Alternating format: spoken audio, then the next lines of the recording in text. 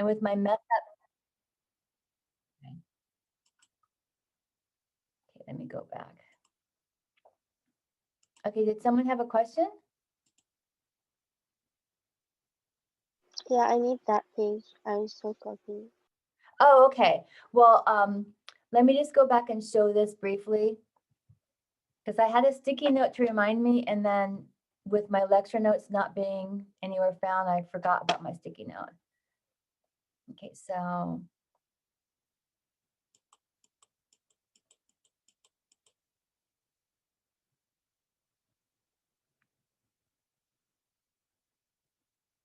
you guys can pause the screen when you're watching the videos, right? Has anyone watched any of my YouTube videos? Yeah, you can pause it and then fill in your. Okay, thank you, Jamie. So Tina can do that. Okay. And then a sticky note was sitting right here too, but I didn't even see it. Okay, so just again to remind you, it's better if you can have a half-filled D. That is more stable, a half-filled D. And so the chromium and the copper do this. There's other elements that do this as well, but I just wanted to give you an example of that. So your professor in your 111A might have not told you that because they didn't want to confuse you. And then always lose the S before the D.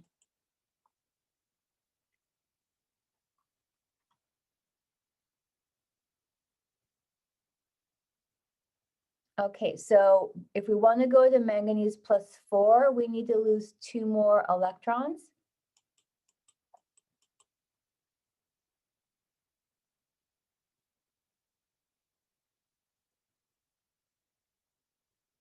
If we want to go to manganese +7, we need to lose 3 more electrons. Oops, oh my goodness. My mouse.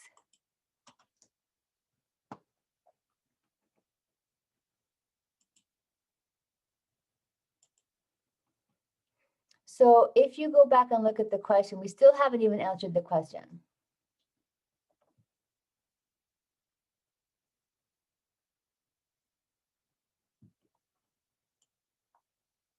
This is the question. First of all, you had to do your electron configuration.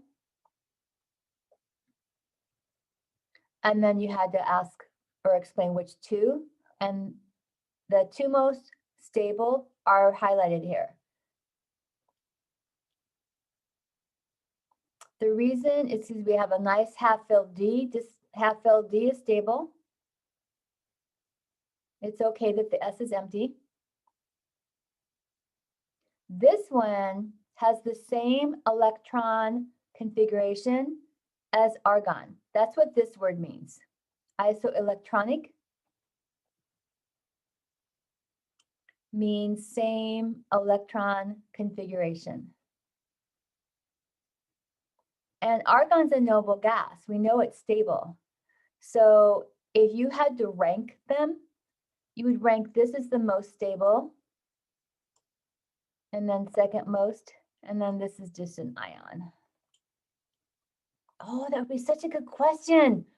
Dang it, I'm done with your final. Oh, maybe you'll forget. No, I don't want to rewrite your final.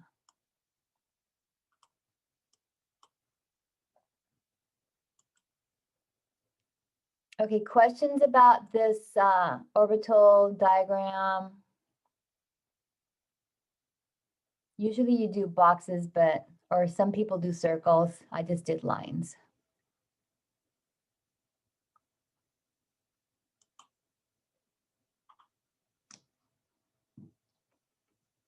Is it going to look the same on the final?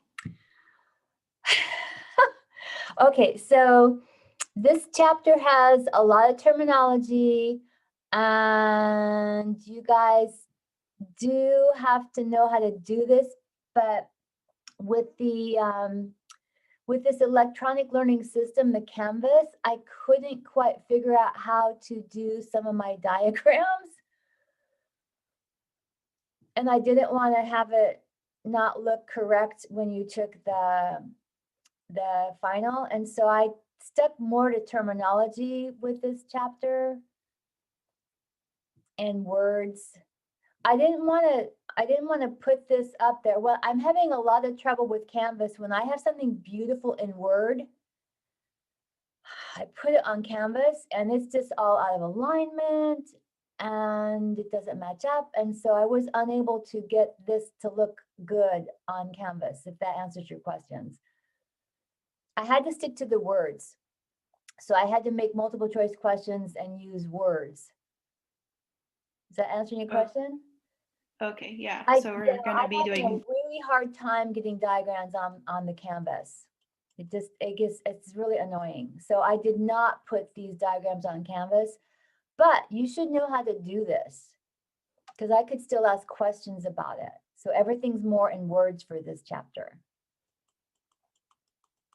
Lots of words. Okay, then atomic radii. That's the covalent radii across a period. An effective nuclear charge is the positive charge that's felt by the electron. It increases across a period.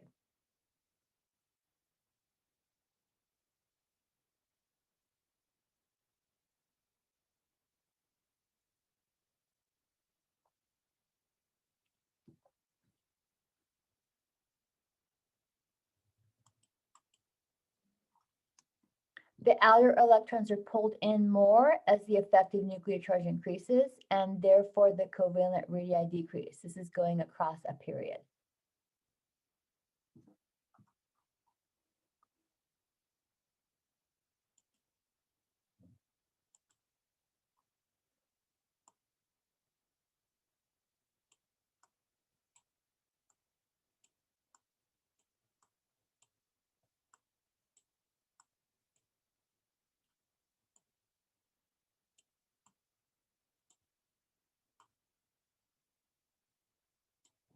So this idea of effective nuclear charge is that, let's say we have 3 protons in the nucleus here.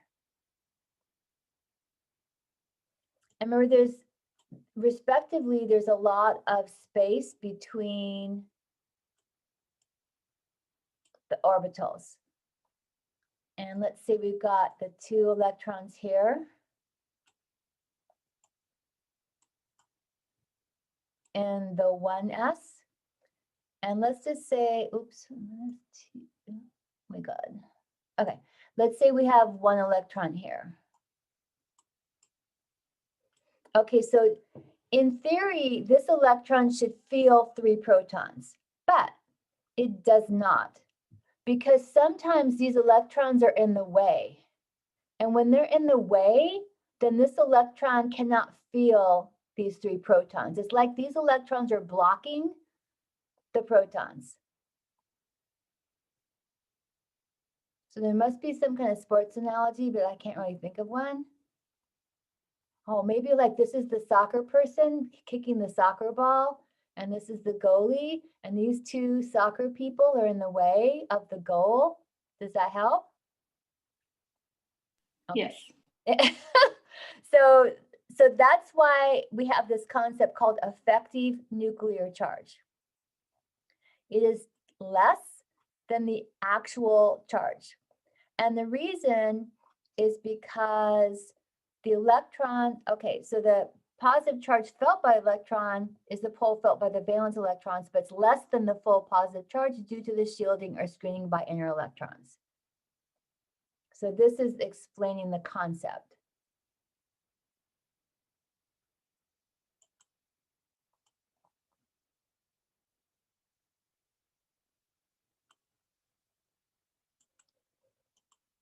Okay, so we're going to look at some specific metals. So for example, chromium. So you don't need to know that chroma comes from the Greek, but that's how it got its name. And then just to give you an example, these are 2 chromium compounds, but they have different colors. You don't need to know the colors. That would be a horrible question to ask you. You just need to know that the transition elements can have different colors.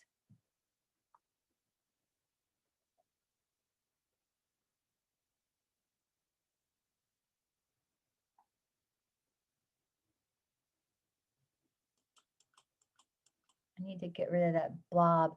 Okay, so this is just an example. I would never ask you to complete a reaction. Like I would not give you, say for example, I would not give you all of these and expect you to know what the products were. But what this is showing you is that these transition metals are typically found in rocks.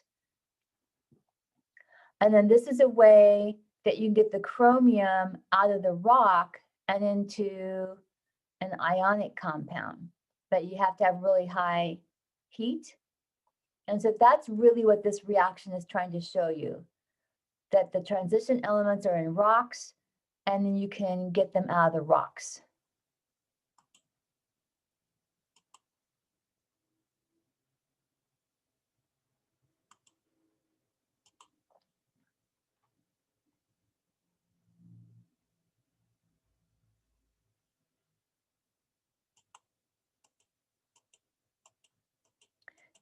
This is what we would do if we were in lab face to face.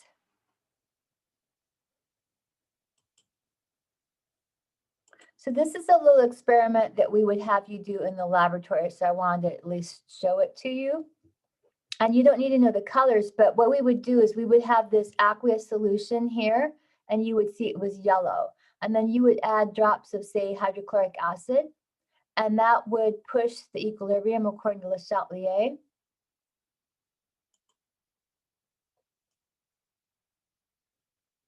It would push the equilibrium this way. And so you would see a color change. And so in the laboratory, you would see the definite changes in color.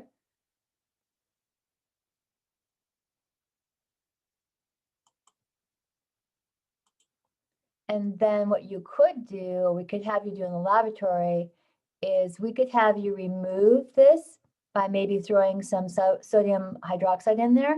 And if you did that, then you could push the equilibrium back this way. So this is a very typical experiment to show Le Chatelier.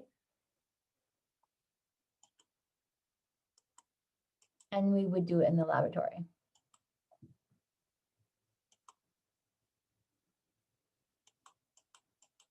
Okay, now we're going to look at copper. It's very stable and it's zero oxidation state. And you do not need to know these names. If you take a geology class, you would. But these are where you would get copper from.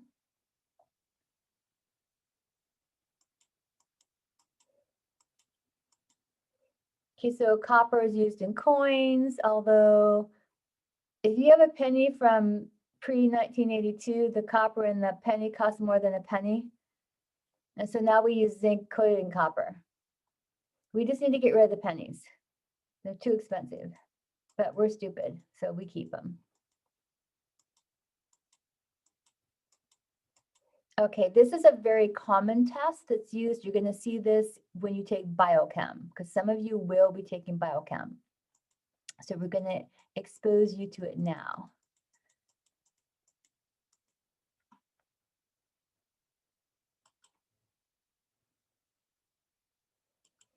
Okay, so this is what is going to happen when you take OChem and biochem.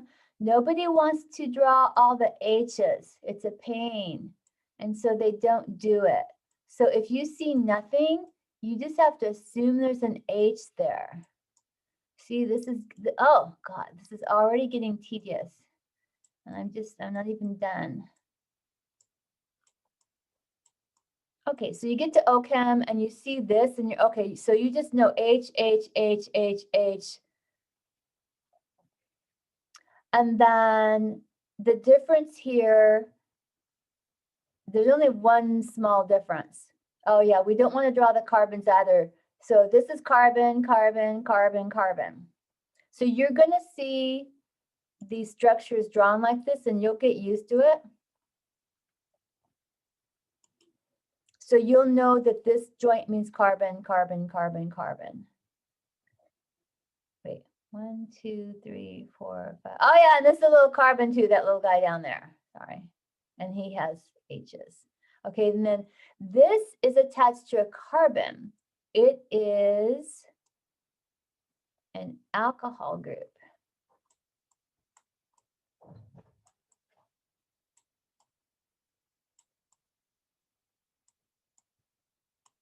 This is from sodium hydroxide. So that's the hydroxide with the minus on it. So you're going to want to call these alcohols. Now you cannot even read that. Okay, so what is happening here? Okay, we're starting with copper +2, and it's a nice blue-green color, and it's aqueous. The copper is going to become an oxide, and then you'll see a little red precipitate. So again, this would be a laboratory experiment that we would do. So you would know that this reaction is occurring by seeing this little red precipitate on the bottom of your test tube. And so what's the difference here? The difference is just with this group.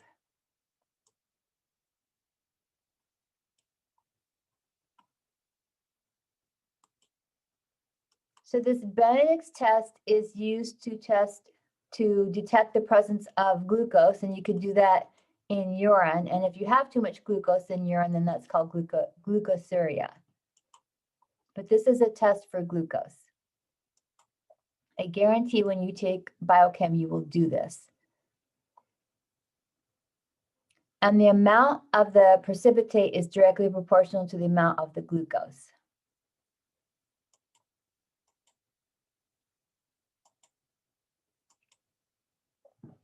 So electrorefining would be to take the impure copper, oxidize it, dissolve it, and then reduce it back to pure copper. I'm sorry, take the impure copper, oxidize it, reduce it, and then back to pure copper. Oh, look, a question with amps.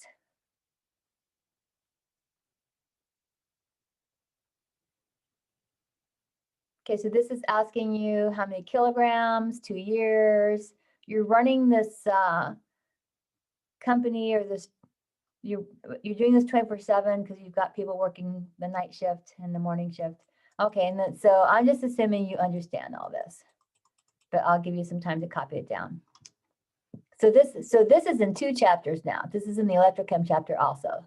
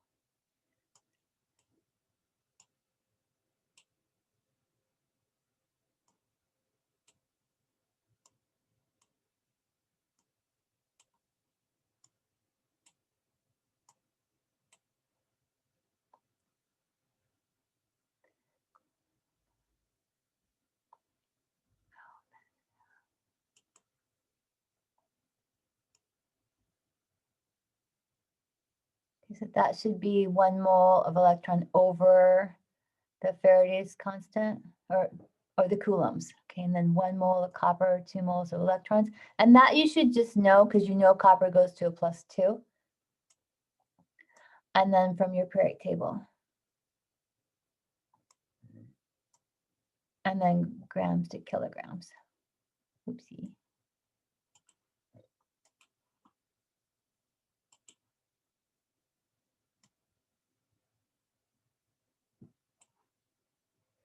Okay, so I'm assuming you're going to have a periodic table out. And since your final on the first day is on 4 chapters, I'm assuming 4 pieces of cheat sheet. And the final the second day, I'm assuming another 4 pieces of cheat sheet. And scratch paper. Okay, so we know how to do this.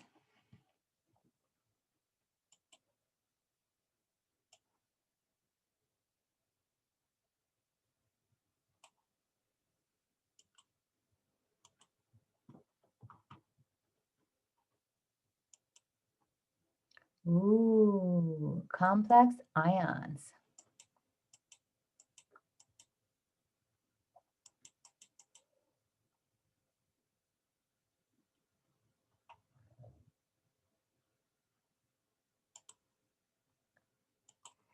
Okay, so this is your Lewis base. Notice that the electrons are attacking the iron. And then this is your Lewis acid. And this is just a forewarning that you need to be able to show this electron movement, that it starts at the electrons, and then you'd have the little arrow pointing towards what's being attacked.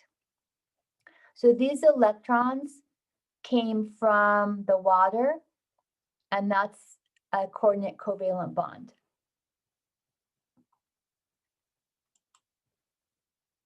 I'm not going to ask you guys to do electron movement because technically that's not this class, and that would be wrong of me. I would love to, but it's not this class.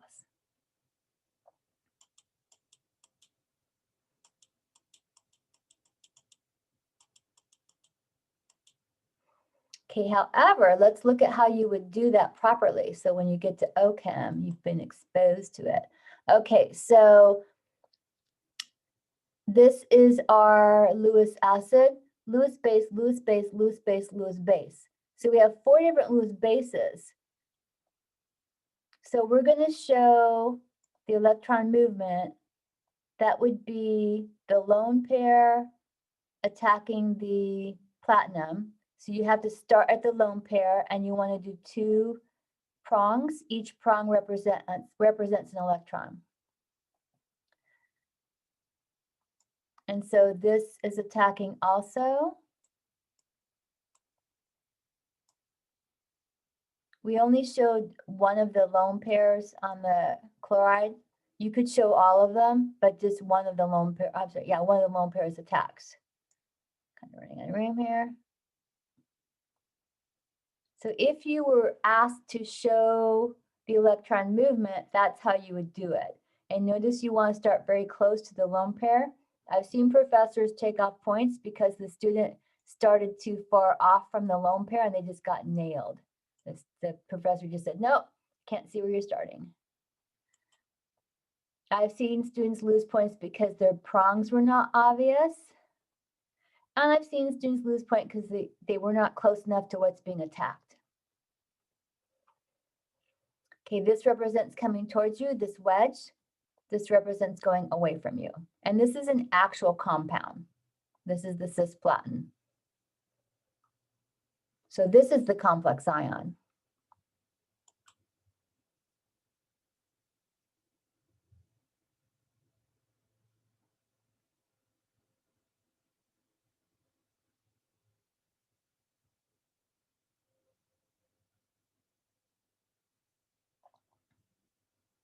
Okay, so I'm hoping you guys, yeah, I'm figuring you guys didn't copy it down. But anyway, okay.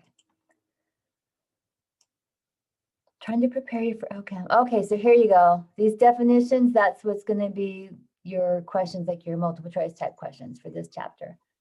Professor, sorry, can you scroll up just a little bit? Right there, yeah, thank you. So complex ion, a metal ion with Lewis bases attached to it through coordinate covalent bonds.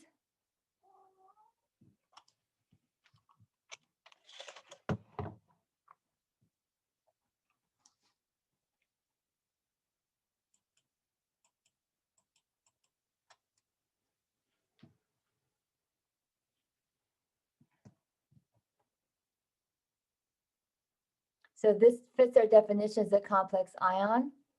The Lewis bases are surrounding it, and the metal ion's in the middle. It was a metal ion, but because of the charges, this is all balanced. So the complex or coordination compound is a compound consisting of metals as Lewis acids and monoatomic or polyatomic ions as Lewis bases.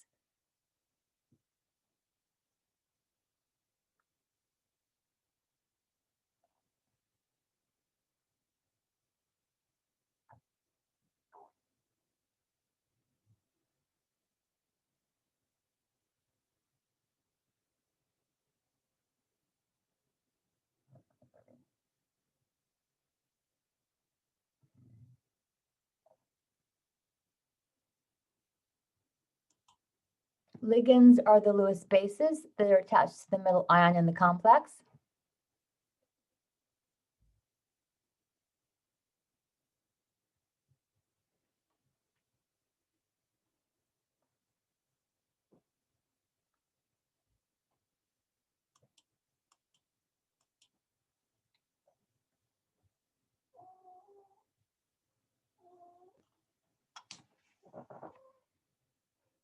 The coordination number is the total number of bonds the metal atom forms with the ligands.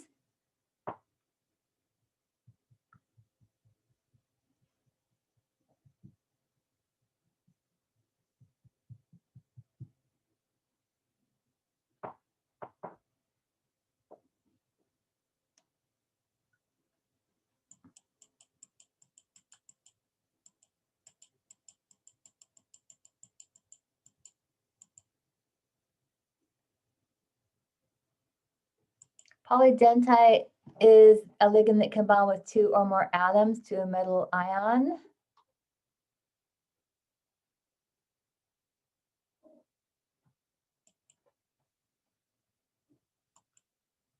And this is an example of one. This is a polydentite ligand.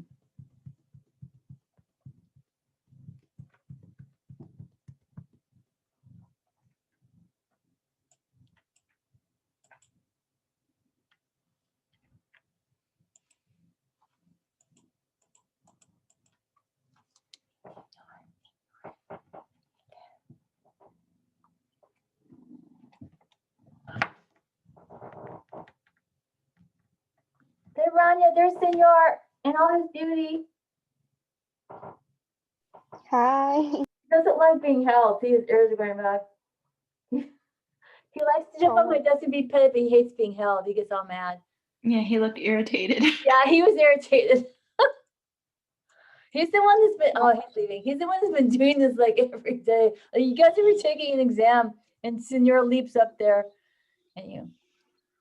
My Okay. cat just comes when I'm taking a quiz or exam. Oh. Okay, so let me explain this, but again, because I don't know how to put diagrams on your Canvas quizzes, but you do want to know the terminology. Okay, so this is, here's carbon and carbon. So it's an oxygen and a nitrogen. This, the compound right here, this is the ligand right here. And you notice, yeah, okay, so you notice that you can have the O's. So there's a lone pair here on the O, that's what makes the bond to the metal. There's the lone pair on the nitrogen, makes the bond, lone pair makes the bond. And so that's how you're getting these bonds. They're covalent bonds, they're coordinate covalent bonds, and they're pretty strong. So you can get a metal strongly attached to this complex. And then there's carbons here at the joints, we just don't want to show them. And then the double bonds to the O's. So this is trying to represent the polydentite ligand. And again, you would not have to draw this for this class. But it at least is an example of it.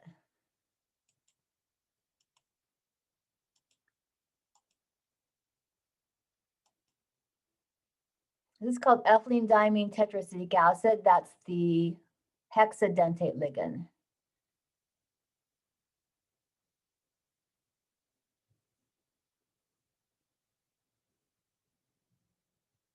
And then the organic chemists love to abbreviate everything. And so it's called EDTA. You'll get used to that.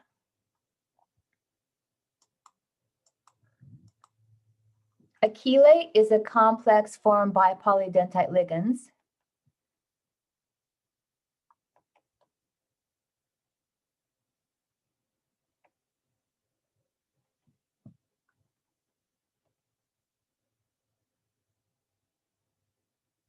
So this would be an example of a chelate.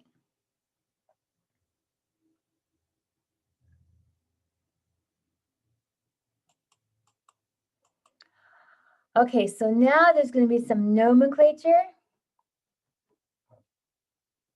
And so just like we've doing before naming salts, the cation is named first. Just like sodium chloride, sodium's the cation. You're going to have to use some terms to indicate how many. So mono, di, tri, tetra, penta, hexa, hepta, octa, nona, deca, undeca, dodeca.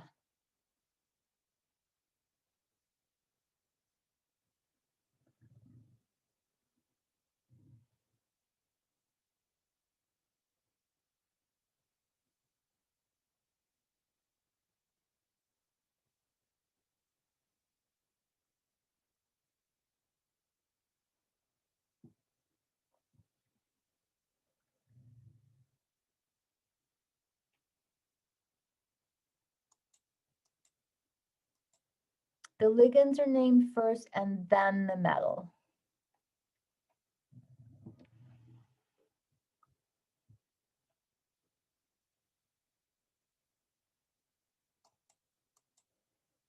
Okay, we're going to have anionic ligands, and those end in the letter O.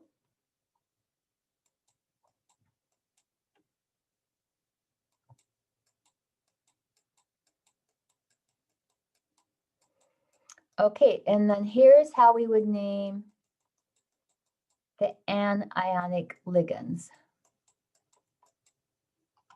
Okay, so the nomenclature, the anion name, that's what we were used to before. Professor, Yes, question? do you mind scrolling back up a little bit? I didn't finish writing down.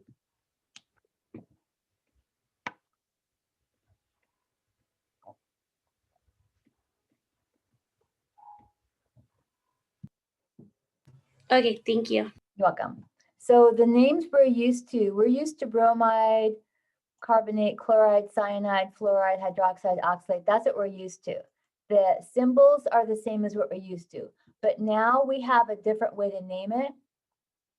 And you're going to see some of these names in OChem. So it's kind of a good, it's a good preview for you to be exposed to it already. And so this is just saying that we can name this as a bromo, carbonato, chloro, cyano, fluoro, hydroxo, oxalato, oxo, sulfato.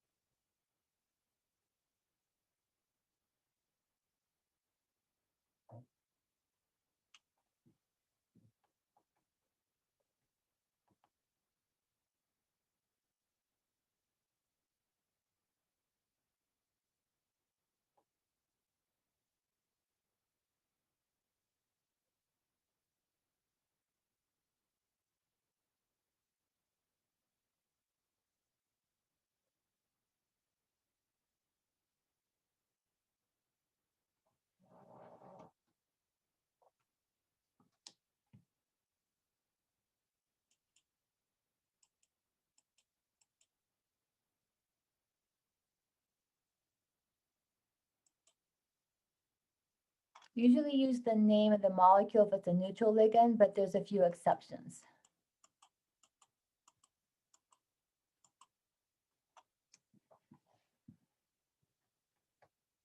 So the molecule is ammonia, the ligand is amine. The molecule is carbon monoxide, the ligand is carbonyl. And then water becomes aqua.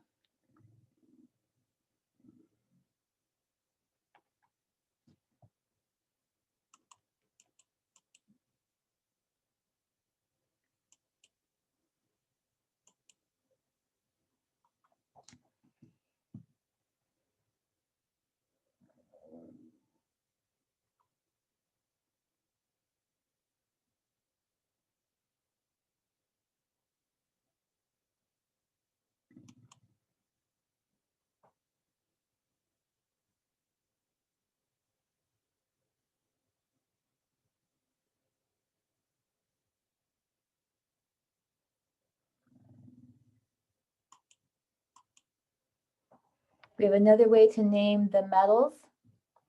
If they're in an anionic complex, and we'll figure out what that means. So copper can be named as cuprate.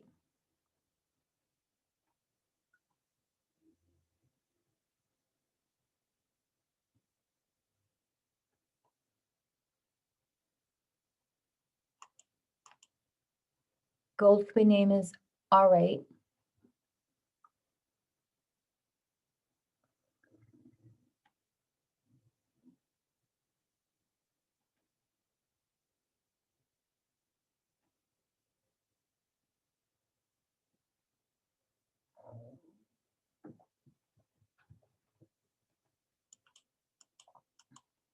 Iron can be named as ferrate.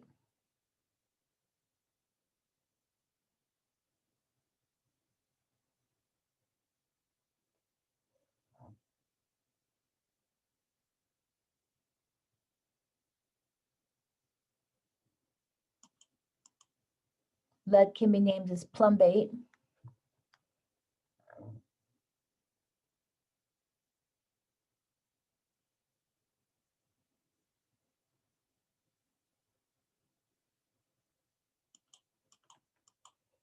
Platinum can be named as platinate.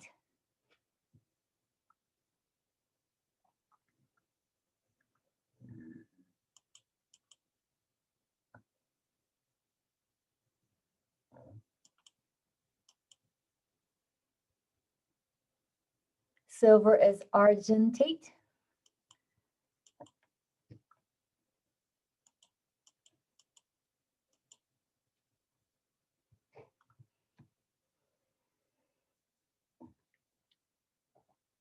And tin is stannate. Okay. Okay, so most of us have been sitting here for an hour. We're gonna take a little 10-minute bathroom break, actually 12 minutes. So come back at 9:10, walk around for a few minutes because we still have to finish this. We got more to go. But we need to walk around and move because we've been sitting here for an hour. So come back at 9:10. Bathroom break. Oh my goodness.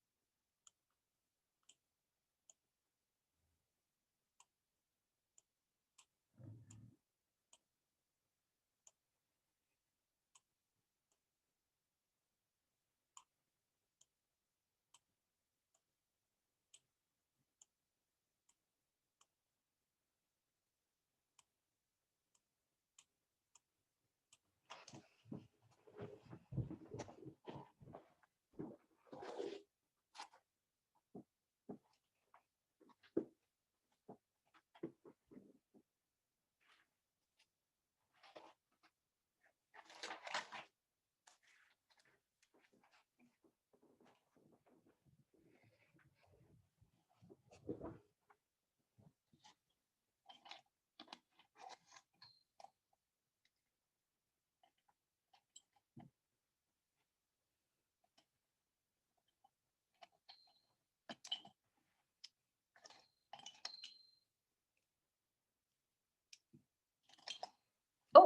we're back. How did that happen? Okay. Okay, so now we're going to do some naming.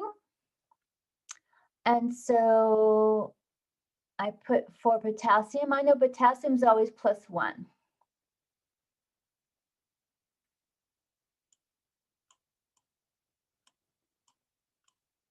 Iron has different oxidation states, so we're going to have to figure that out. I know that cyanide is a -1.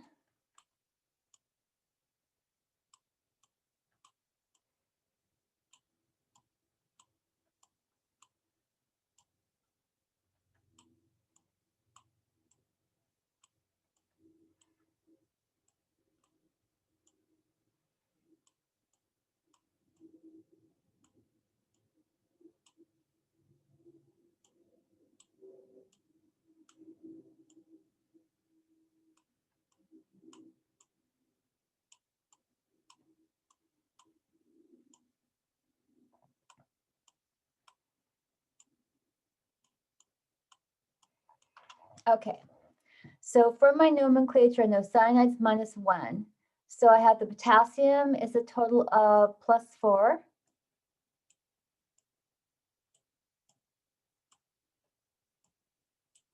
The cyanide is a total of -6. 6.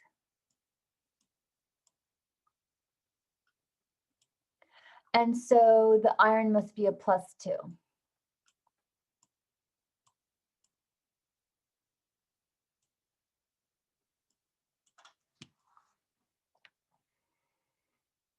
Okay, so the +2, that's how you get this Roman numeral 2.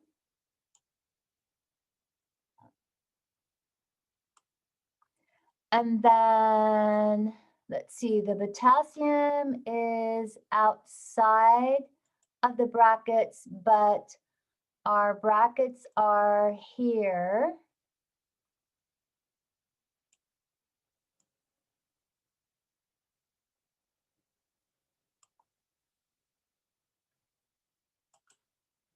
We decide iron's a +2. So if we look at the charges inside the parentheses would be a total of a -4 charge, which makes it an anionic complex. If it's an anionic complex, it's called ferrate.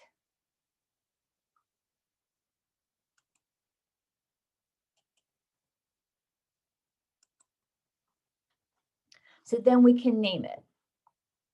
So we just call the potassium potassium. We've got 1, 2, 3, 4, 5, 6. That's our hexacyano ferrate 2. Ta-da!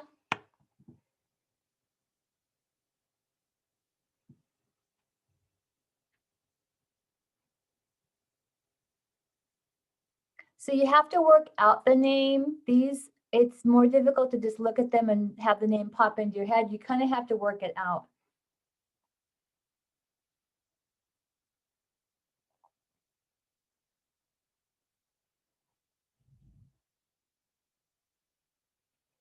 Did you have questions on that?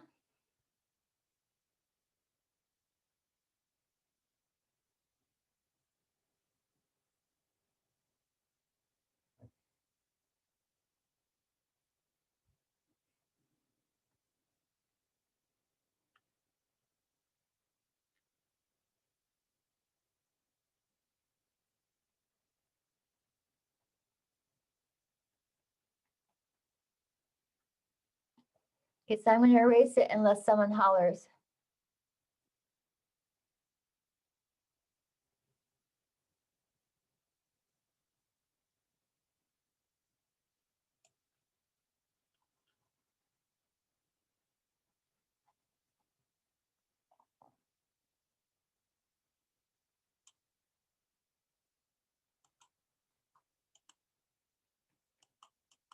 Okay, we're gonna do the same thing.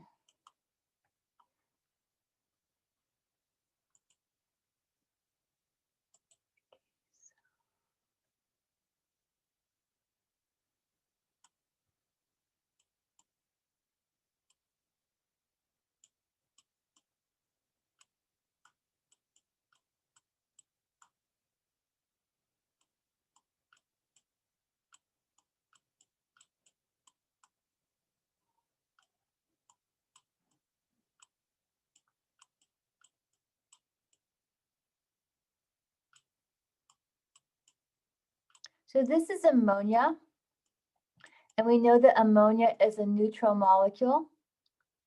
So we don't have any charges from the ammonia.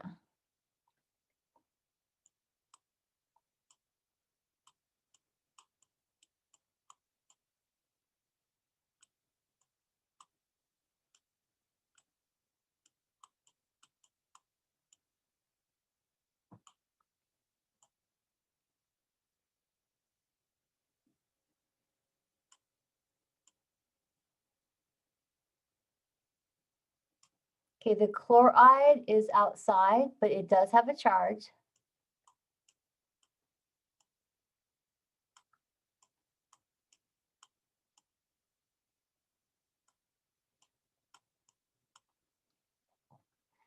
So if this is a -3, this must be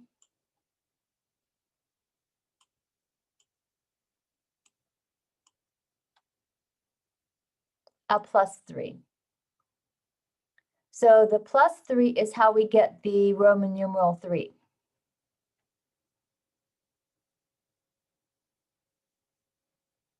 The chloride's outside. Cobalt's a +3. Ammonia is neutral, so this is technically neutral. We have 1, 2, 3, 4, 5, 6. So that's the hexa. So hexaamine, cobalt 3, and then we just call it chloride. So the Roman numeral is going to be the positive charge inside the parentheses. Well, specifically, it's the metal. I don't want to say it too Okay. generally because then there could be exceptions, but it's the metal. The metal is a +3, so we're going to use Roman numerals because a lot of these metals can be more than one oxidation number. We can't just say cobalt because we wouldn't know which cobalt it is. Your Professor? name, yeah, question? Yeah, so the metal will be inside the parentheses. Yes. Okay. Yeah, so if we were to look at this, there's what, 6 of them? Okay.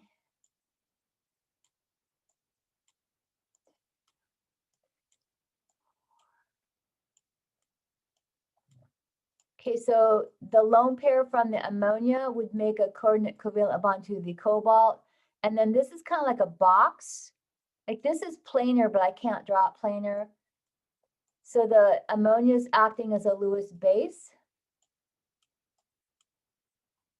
Oh, I forgot my.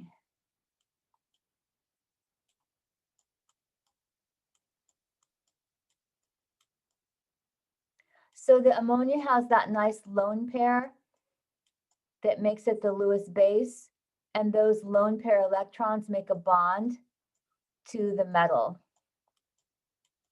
And then the chloride is just a counterbalance to the cobalt +3. And so it's not part of the complex, but it's just kind of hanging outside the complex. It's kind of like an ionic part of it. So this is your complex. This is inside our brackets here. This is your complex. And then these are counterbalance ions. I would so love to ask you to draw this. Oh, I could, couldn't I? Oh, I told you I wasn't going to. Oh, I could do that next semester. Yeah, You next guys- semester sounds better. Yeah, that's a good idea. Yeah, I think they'll appreciate it more. Next semester. Well, you also would have to be able to draw it in proper 3D kind of, and I don't know, I don't know if you guys, like this would have to be wedges. I think that's really beyond the scope of this class. This would have to be the dashes. You can do that, and we do that when you get to OChem. No, I'm just going to use words for this chapter. So I promise you there'll be lots of words, like on the multiple choice questions, and yeah.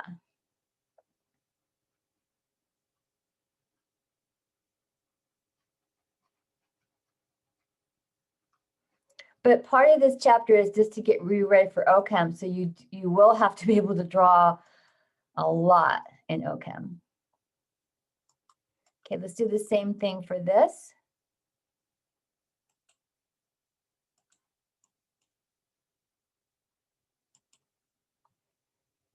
Okay, so everything's inside the brackets. So we're going to have to figure out what the platinum is. We've got ammonia. Looks like we only have 2 of them.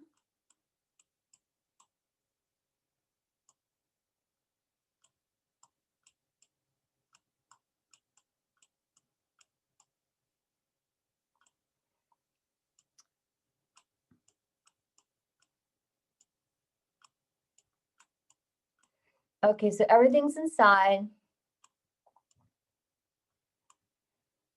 So this is a -2. This must be a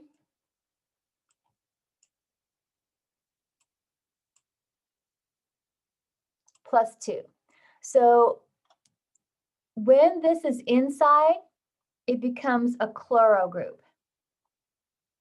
Because you notice our other examples, this was outside. Outside are little brackets. These were counterbalance ions, and they're called chloride. This is inside the bracket. So if we were to draw this, it would be square planar.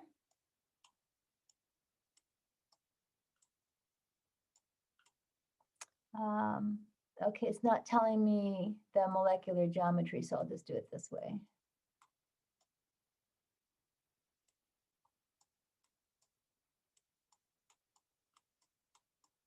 So in this case, the difference is the CLs are inside, they're being Lewis bases.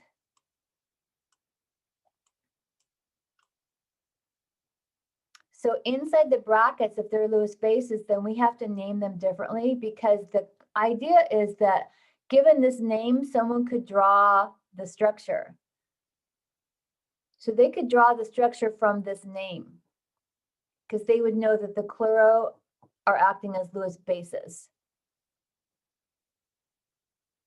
Whereas on this other example, they were counterbalance ions. So we've got the oxidation number of the metal. That's going to be Roman numerals. These are our Lewis bases. We got 2 of the ammonias and 2 of the Cl. So that's where our diamine, dichloroplatinum 2.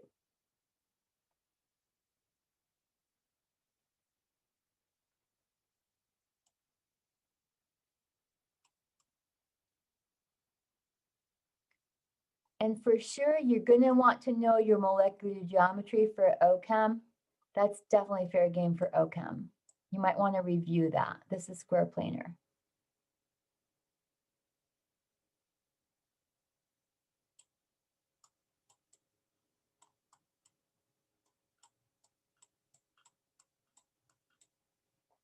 So the wedges are going away from you. This is really badly. Okay. Okay, questions about this?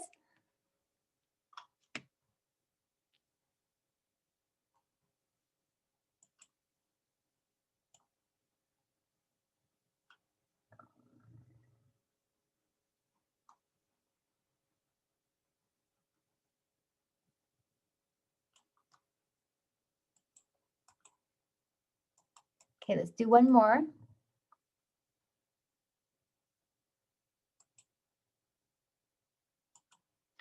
Okay, so This is inside. And you've got ammonia, which is neutral.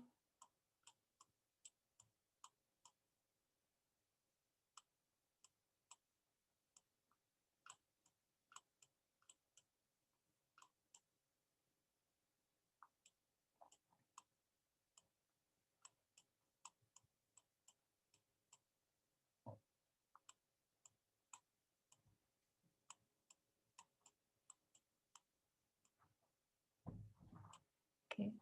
Okay, so there's 4 of them. Ooh.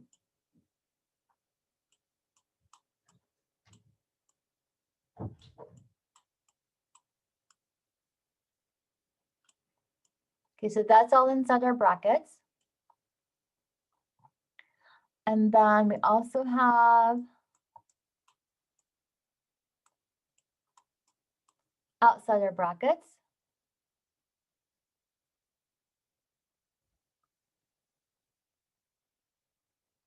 Okay, so this is 1, 2, 3, 4.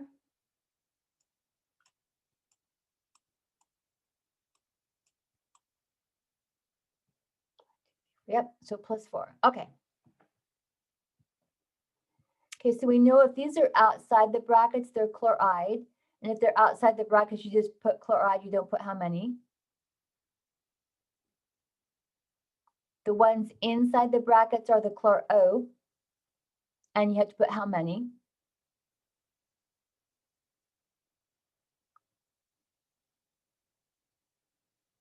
We got the charge on our platinum.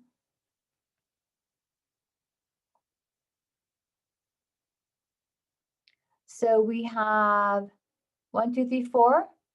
That's the tetra, and it is AA. It looks awkward, but chemists don't care. So tetraamine dichloroplatinem 4 for everything inside the complex, and then chloride.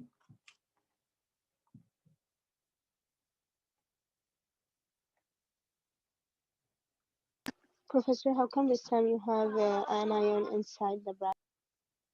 Oh, okay. So this chloro. time it's a Lewis base.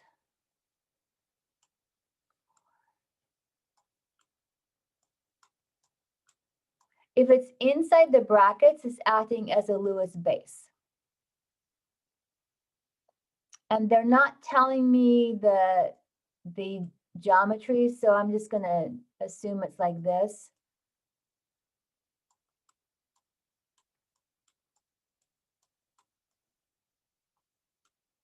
So this is the 6 is it's above and below, and then this part's like a square.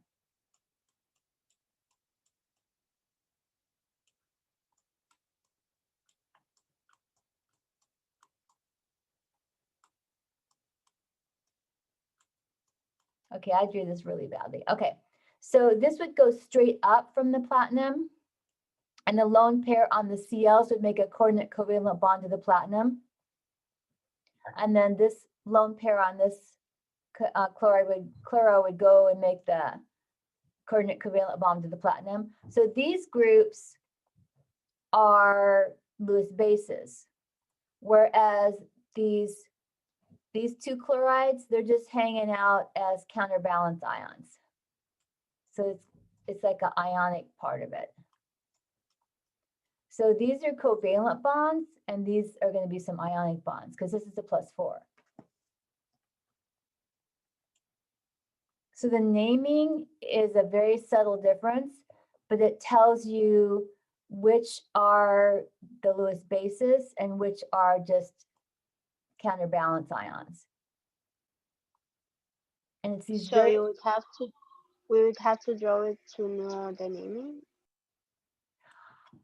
oh, well, the way that you guys could do it is if it's inside the brackets, it's the chloro. Okay. For you guys, that would be easier, but when you get to OChem, you will have to be able to draw it in order to name, because you need to understand why, and that will stay with you that whole year. For us, it's sufficient just to know that if it's inside, it's the chloro. If it's outside the brackets, it's a chloride. So like this one was outside the brackets, chloride. This one was inside the brackets, chloro. This had both. If it's inside, that was this is the dichloro, and these ones are the chloride. But yeah, you're going to want to get used to being able to draw so that you can name, because you're going to have that ability for OChem.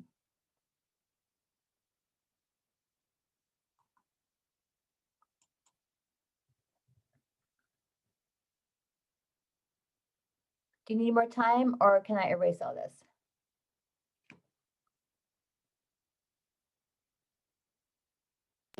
I'm good.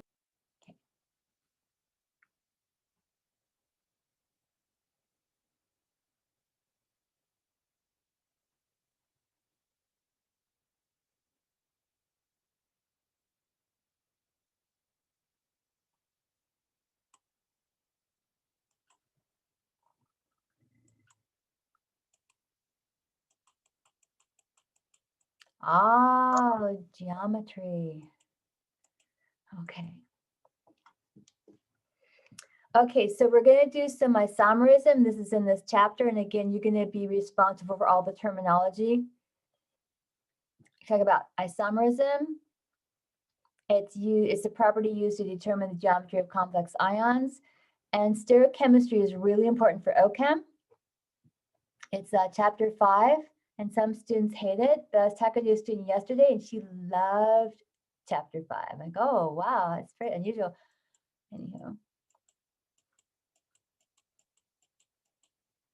Okay, so compounds with the same molecular formula, but different arrangement of atoms.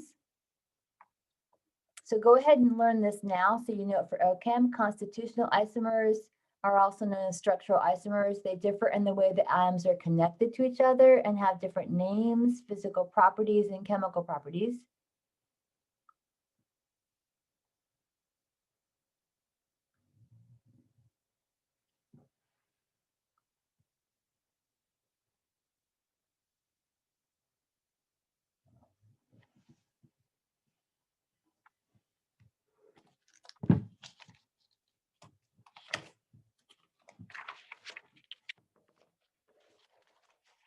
Whereas stereoisomers differ only in the way atoms are oriented in space.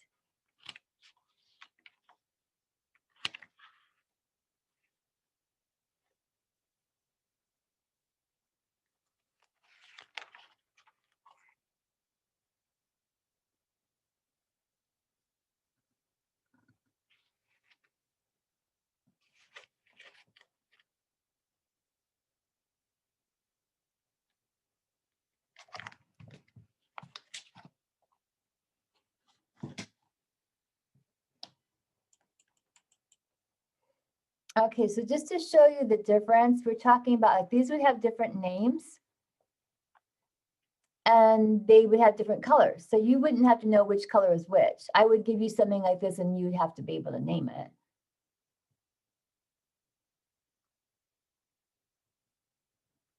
But just changing whether it's a Lewis base or a counterbalance ion changes the color, because these are all the same components.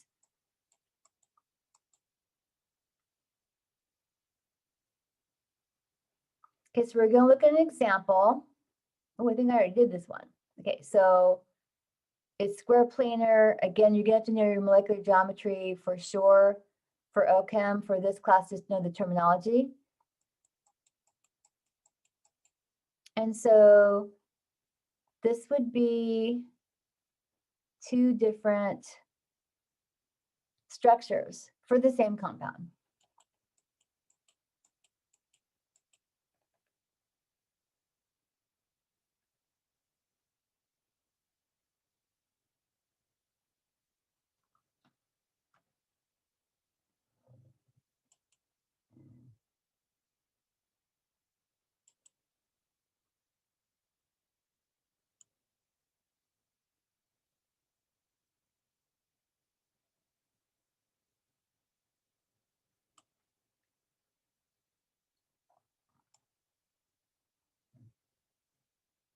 going to draw a hypothetical plane.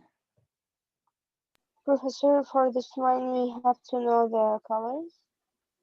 You guys have to know the terminology. So if you look in, your best bet would be go to the chapter and make sure that you look through the words. Because if you go, okay, if you go throughout the chapter, you're going to have to scan the chapter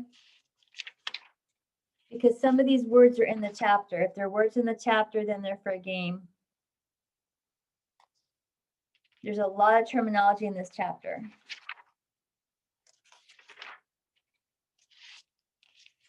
So when I get to page 1001, oh God, there is section 23.4, and right there it has stereoisomers and it has the definition. Yeah, there's a lot of terms in here. They're all in your chapter. So you'd want to look in the chapter. So if it's a term in your chapter, then it's fair game for a multiple choice question.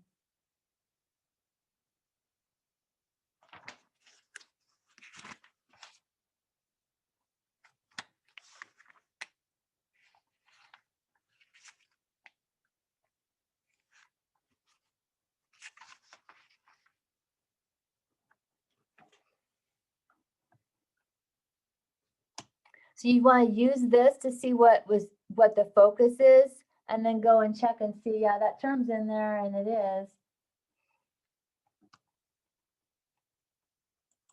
So the cis and trans is in your book, and the stereoisomers, that's in your book on page 1001. The geometric isomers, that's on page 1002. Okay, so we're looking at this. We have a hypothetical plane. This is going to be our reference.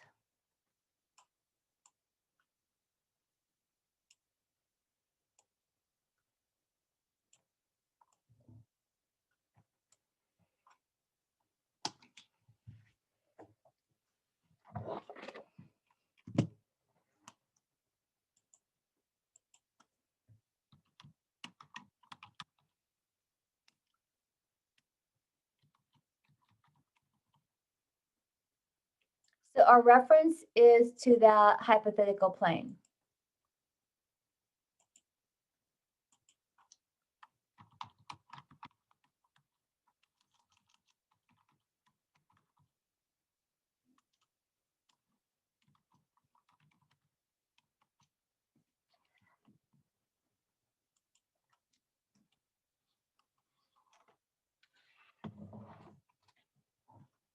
So we just decided to put the plane here. And then these chloro groups are on the same side in reference to the plane. And that's how we get this concept of cis. The chloro groups are opposite from each other in reference to our hypothetical plane, and that's how we get the trans.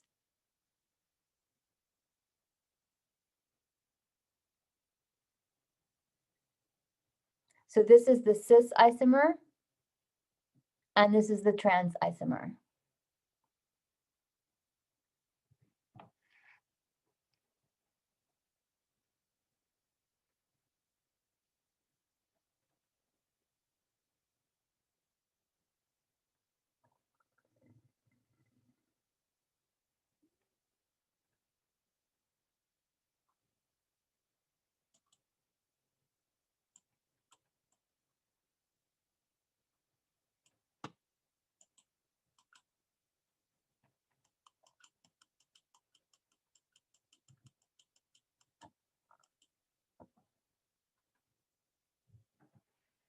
So in order to answer the question, for example, this one is telling you it's an octahedral.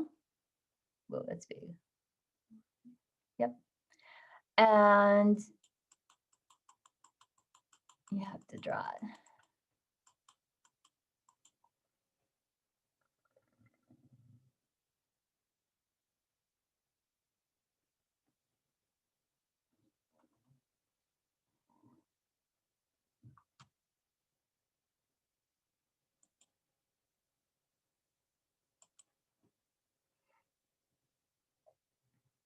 Here's our hypothetical plane.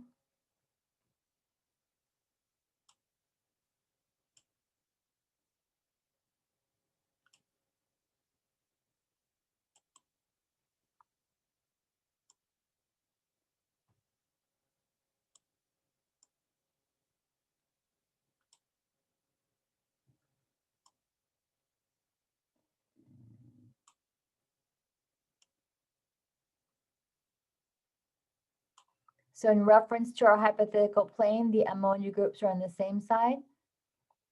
And in reference to our hypothetical plane, the ammonia groups are opposite each other. So same side cis, opposite trans.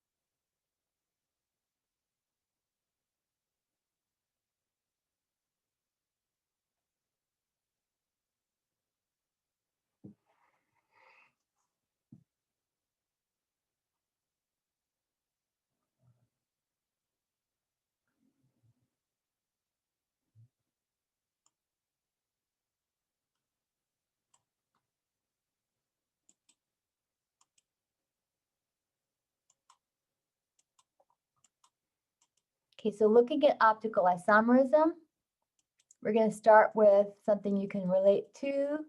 This is a diagram from your book. So if we had to describe the relationship between our right hand and our left hand, assuming we had all our digits, they would be mirror images. And then are they superimposable? No. There's a name for that. Non-superimposable mirror images are called enantiomers. This is in your book, this enantiomers. It's definitely fair game. Like I said, there's lots of terms in this chapter. A molecule that is not superimposable on its mirror image is said to be chiral.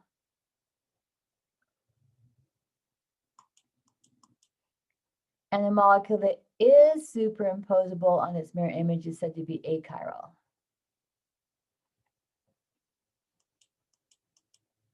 And when you take OChem, make sure you buy your model kit because you're going to need to use it. The student I talked to yesterday said she really liked making the models.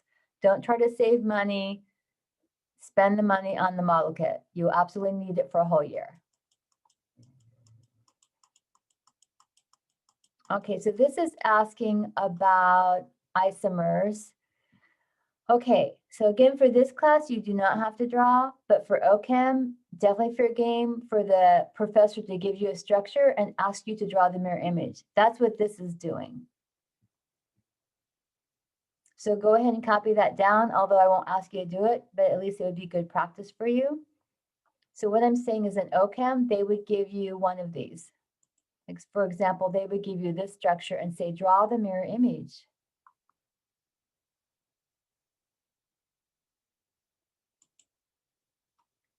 So we draw them? Well, what would happen in OChem is you would have a question and they would give you just one structure. And they would ask you to draw the mirror image.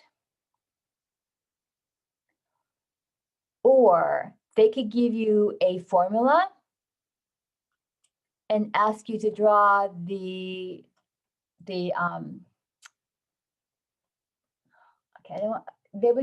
they would ask you to draw the optical isomers. We're not going to do that because that's beyond the level of this class, but I just kind of want to start getting you prepared a little bit for OChem, that you will be given formulas.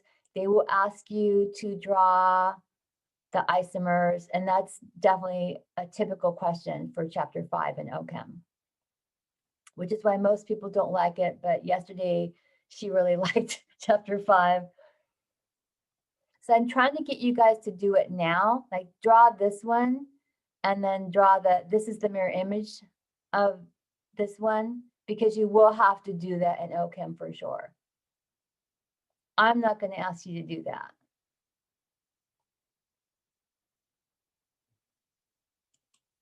We just need to know the terms for this class. And this is page 1002. It has the terms, and then page 1003 it has some examples.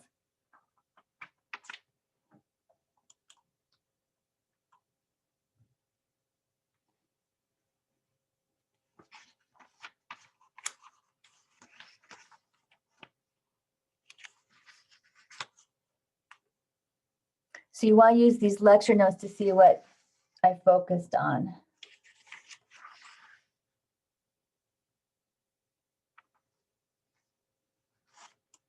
Oops, oh my goodness. Oh, is that the last one? This is a blank page. Oh. Oh, that was the last one. Okay, okay.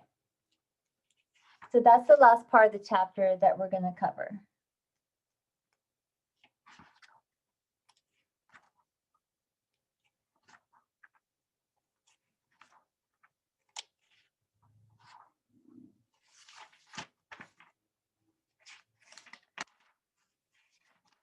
So that was section 23.4 was the last section we're covering. So what we're covering for this class, for this chapter, is sections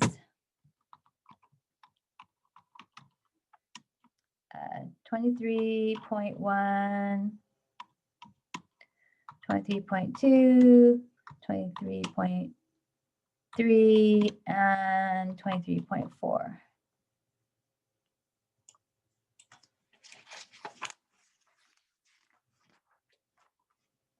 Yeah.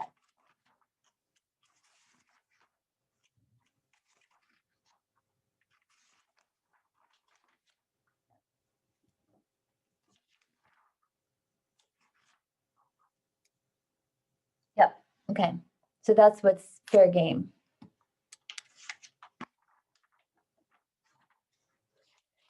So that's it. You are free. Have a good one. Thank you. I'm sure you've got plenty to do.